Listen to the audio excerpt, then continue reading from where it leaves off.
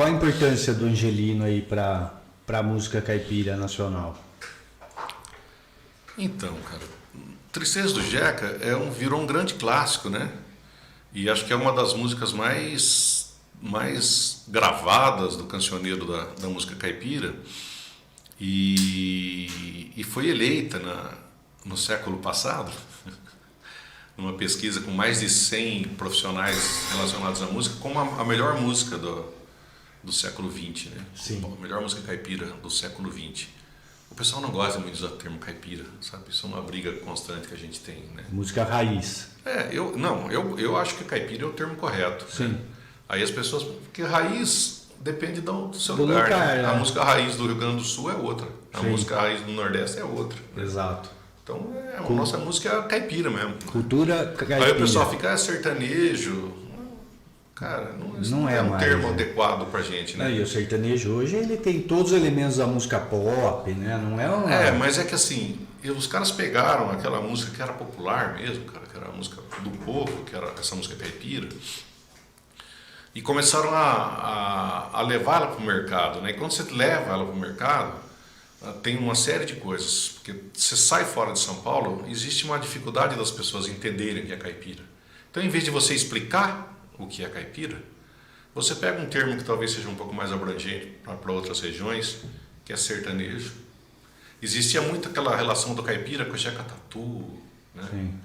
Por conta de uma campanha daqueles Biotônico Fontoura. O Mazzaropi também, toda aquela Mazzaropi cultura. depois fez meio que inverso, meio que recuperou um pouco até a história, né? Porque o Mazzaropi sempre se dava bem, era um cara esperto, né? Enquanto que o Jeca Tatu era aquela dureza, né?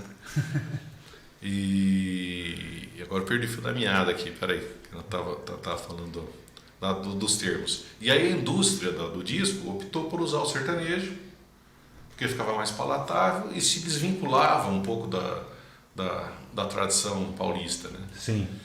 E a música caipira, ela ficou ali do lado, ela foi indo, teve período de queda, mas ela continua firme, cara, assim. Hoje não tem mais os grandes expoentes, isso é uma coisa que a gente precisaria redesenhar esse cenário, sabe? Porque a finalidade, a função maior da música caipira, o DNA dela, a identidade dela, é contar as coisas que acontecem no dia a dia do homem comum. Sim. Do homem que trabalhava no campo, do caipira, do cara que mora no interior e tudo mais, né? Sentimentos, fatos. Se você for pegar lá na década de 30, você vai ver que era muito comum, inclusive, elas relatarem coisas relacionadas a cidades, que não era só coisa do campo, né? Mas estavam dentro desse espírito das duplas. E hoje o que acontece?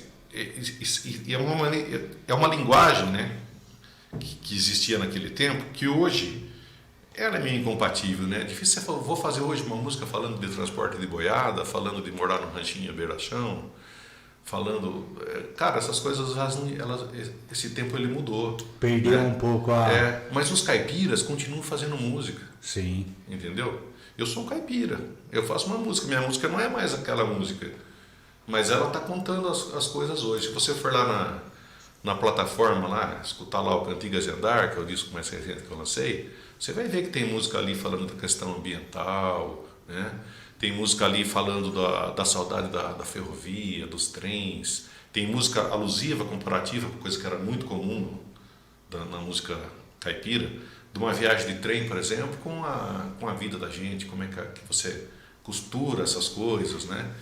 Quer dizer, tem várias coisas que tem ainda esse DNA do nosso caipirismo antigo lá, de você olhar as coisas e traduzir isso de uma maneira, mas não é mais a mesma linguagem, não é mais a mesma rítmica, tem outras influências, o que também faz parte da música caipira, cara, e assimilando, né? Senão a gente ia estar até hoje fazendo só o que era a célula da música caipira, que era a viola do português, com os índios batendo palma e batendo pé, e aí eles contando ali as histórias, que era meio que a moda de viola, a catira, né? E foi assim que nasceu, né? Quando os jesuítas foram embora, largaram as violas, né? Mais ou menos isso. Na verdade, eles foram embora, mas continuavam os portugueses aqui, e as violas estavam sempre por aí.